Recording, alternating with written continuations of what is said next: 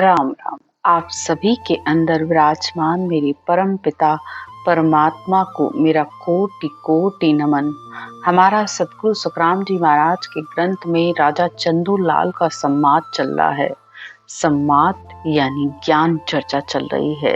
राजा चंदू लाल ने सतगुरुदेव से पूछा था कि ये निज नाम यानी ये ने अक्षर, ये शब्द धुन ब्रह्म धुन कैसे आती है, उसके लिए क्या करना चाहिए और उसका पराक्रम कैसा है, कैसी उसकी महिमा है।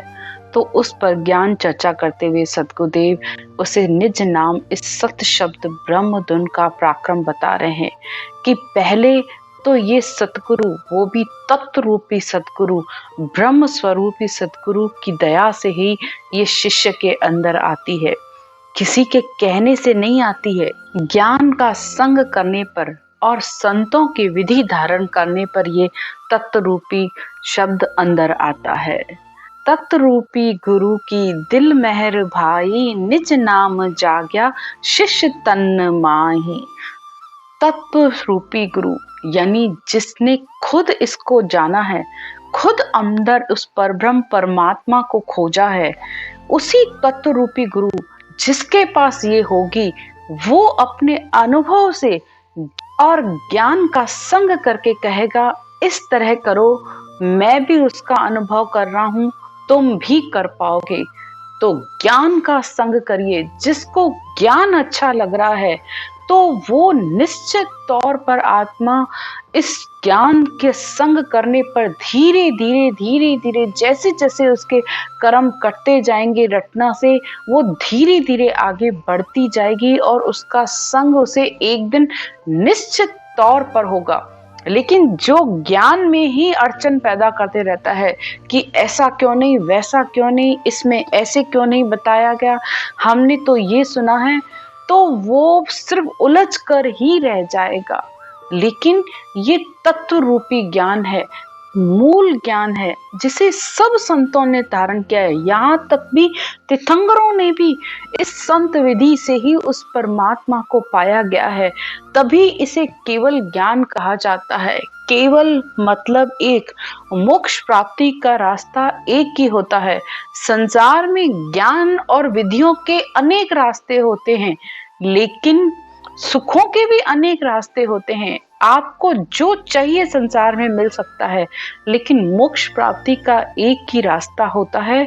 तो इस केवल को, ज्ञान को अपनाइए। केवल का बीज है इस ज्ञान के अंदर, यानी ये शब्द धुन, ये केवल का बीज है कि इस ज्ञान को धारण करने पर, इस विधि से, संत विधि से, इस राम नाम को लेने पर वह सत शब्द आकर कंठ कमल पर प्रकट हो जाता है।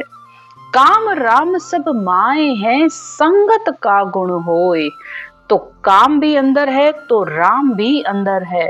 और जो सिर्फ काम को ही महत्व देता है संसार में, तो उसके अंदर राम आ ही नहीं सकता, क्योंकि जहां राम होगा वहां काम को महत्व कभी नहीं दिया जाता है।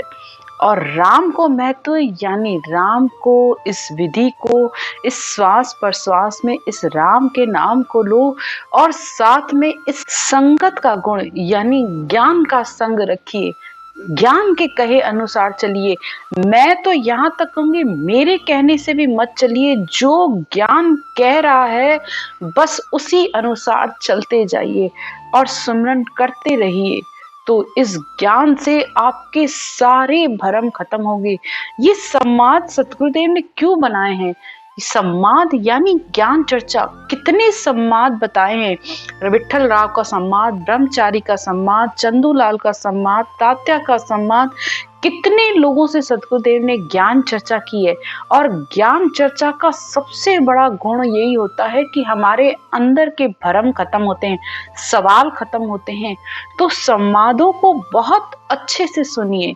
जितना अच्छे से आप सुनेंगे, मनन करेंगे, उतना उतना आपका भरम मिटता जाएगा।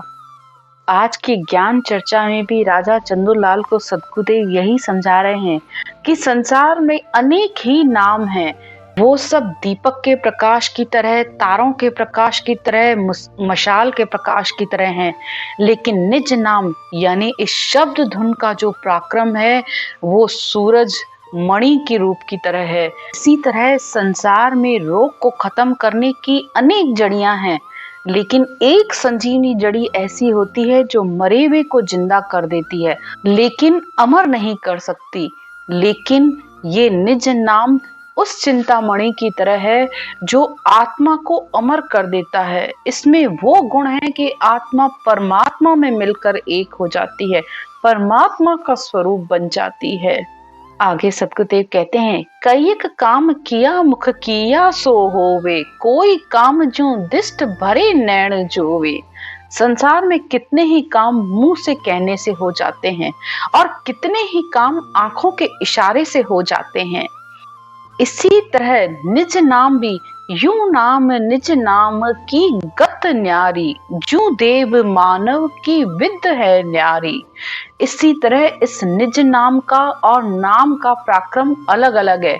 यानी संसार के जितने भी नाम हैं, सारे नाम सारे मंत्र पर सद्गुरुदेव एक तरफ बता रहे हैं और निर्णय करके बता रहे हैं कि जितने भी 52 अक्षरों के नाम हैं वो सब एक तरफ हैं।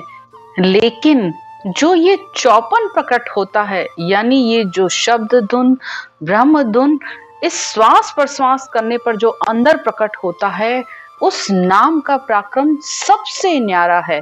जैसे देवताओं की विधि अलग है और मनुष्यों की विधि अलग है।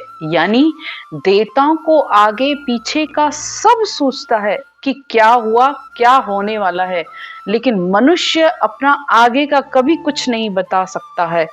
इसी तरह 52 अक्षरों के जितने भी नाम हैं, संसार में जितने भी अक्षर हैं, जितने भी मंत्र हैं, वो सब 52 में आ जाते हैं। और 53 श्वास प्रश्वास में इस राम के नाम को लेना है, जिस पर ये सच शब्द आकर प्रकट होता है। और फिर 55 यानी इस सच शब्द में और आत्मा शब्द और श्रुत का मेल हो जाता है, तो 55 में मिलकर ये आत्मा एक होती है। तो सारे संसार का ज्ञान एक तरफ, चाहे वेदों का हो, चाहे शास्त्रों का हो, चाहे उपनिषदों का हो, सबका ज्ञान एक तरफ, लेकिन ये राम का नाम, निज नाम, ब्रह्म का नाम एक तरफ सतगुरुदेव बता रहे हैं। सारे ज्ञान का निचोड़ करके आपको बता रहे हैं कि ये आपको चौथे लोक में ले जाएगा, ये आत्मा को मुक्त करवाएगा सारे बंधनों से। इस तरह आगे और इस निज नाम की महिमा करके सतगुरुदेव कहते हैं, निज नाम की गम तबे हंस पावे, मुख नाम पूरब तज पिछम दिस आवे। तो जब पूरब के यानी आगे के जितने भी आप साधन कर रहे हो, श्वास को खींच खींच कर ऊपर ब्रह्मांड में चढ़ा रहे हो, अष्टांग योग कर रहे हो, सांख्य योग कर रहे हो, ओहम सोहम कर रहे हो, जो भी साधन कर रहे हो, ये सब पूरब के यानी आगे की साधना के मार्ग हैं। लेकिन जब इन सब को छोड़कर आत्मा बंक नाल का रास्ता अपनाती है, यानी इस निज नाम के गम यानी जानकारी तब होगी जब आगे के 6 कवलों में श्वास प्रश्वास में इस राम के नाम को लेते हुए आत्मा पीछे बंक नाल पीठ की तरफ पलटती है, तब वो विज्ञान प्रकट होता है। यानी वो निज नाम सत शब्द आकर अंतर में प्रकट होता है और फिर उसकी धुन अखंड होती है। तो ये है इस नाम की महिमा, इस नाम का पराक्रम। आगे कहते हैं, कहो नाम महिमा करे बड़ाई, तन मन माई मावे नहीं भाई। तो जब निज नाम का ज्ञान प्राप्त होता है, तब ही वो आत्मा उस नाम की महिमा करती है, उस नाम की बड़ाई करती है और हर समय उस आनंद में रहती है। बिना जाप बिना चित है ऐसो, दिन रात अड़ियो सुन गर्भ है तैसो। इस नाम का पराक्रम बताते हुए सद्गुरुदेव कहते हैं कि जैसे एक गर्भवती स्त्री अपने गर्भ को हर समय अनुभव करती है, चाहे अनचाहे उसका हाथ बार बार अपने पेट की तरफ चला जाता है, इसी तरह जिसके अंदर ये निज नाम प्रकट हुआ है, तो वो आत्मा हर समय उसका अनुभव करती रहती है। बिना जप के, बिना चित्त चेतन के, बिना इस मन को लगाए भी वो उस धुन का हर समय अखंड अनुभव करती रहती है। चाहे कोई भी कार्य करो, चाहे इस समय ज्ञान पढ़ रहे हैं तब भी उस शब्द धुन की आवाज को सुन रहे हैं, बोल रहे हैं तब भी सुन रहे हैं। तीनों काम एक साथ होते हैं, रटना भी होती है, शब्द धुन का ज्ञान भी होता है और ज्ञान सुन भी रहे होते हैं, तो सारे काम एक साथ हो जाते हैं। बहुत से लोग कहते हैं कि अरे ऐसे कैसे हो सकता है, तीनों काम एक साथ कैसे हो सकते हैं? बिल्कुल होते हैं। जब ये शब्द धुन अंदर प्रकट होती है तो आप कानों से ज्ञान भी सुनोगे, मुख से रटना भी करोगे और साथ ही साथ आप अपना कोई दैनिक कार्य भी कर सकते हो, कोई उसमें अड़चन नहीं होती है। सारे काम एक साथ हो जाते हैं। सारे शरीर में वो ररंकार की धुन सब जगह होती रहती है। तन माए धुन होए ररंकार भारी, सबे बैण सुन नाम डोर है न्यारी। हर समय लिव उस ध्यान में लगी रहती है, उस निज नाम में ध्यान लगा रहता है और सब कार्य होते रहते हैं। सतगुरुदेव राजा को बार बार समझा रहे हैं कि हे राजा, ये ज्ञान ऐसा अनोखा है, ऐसा इस ज्ञान का पराक्रम है। निज नाम नेचे गुरुदेव होई, जे जन पहुंचा घर आद सोई। तो ये निज नाम यानी ये शब्द धुन, ब्रह्म धुन, निश्चित तौर पर ये ही असल गुरु है और ये ही आत्मा को उस आदगर आनंद ब्रह्म में ले जाती है। दूजा सब गुरु नाम रूपी संसारा, तत्व रूपी गुरुदेव पार ब्रह्म है प्यारा। तो संसार में सारे गुरु नाम की तरह हैं, तीन लोकों तक के आपको सुख की प्राप्ति कराने वाले हैं, आपके शरीर के सुखों की आपको प्राप्ति कराने वाले हैं, क्योंकि वो जितने भी मंत्र देते हैं उससे इस शरीर को ही सुख मिलता है, ज्यादा से ज्यादा देव पदवी तक भी मिल जाती है। लेकिन आत्मा अमर नहीं होती है, आत्मा का जन्म मरण नहीं मिटता है और ये सत शब्द की जागृति कराने वाले पार ब्रह्म की परमात्मा की तरह है। तो हे राजा, ये है इस निज नाम सत शब्द का, ब्रह्म धुन का पराक्रम। तो इस पर वो राजा कहता है, कह भूप पूछे संत किणे रीत पाऊं, ओ जग सोज में शरणी जाऊं। इस पर राजा चंद्रलाल महाराज से पूछते हैं कि मैं ऐसे संतों को कैसे पा सकता हूँ, कैसे उनकी शरण में जा सकता हूँ। कहो अंग लक्षण कहो चैन कावे, तत्रूपी जन की कैसे परख आवे। ऐसे महापुरुषों के अंग लक्षण क्या होते हैं, कैसे उनको ढूंढा जाए, कैसे उनको जाना जाए कि उनके पास इस शब्द धुन का ज्ञान है। इसकी चर्चा हम अगले पार्ट में करेंगे।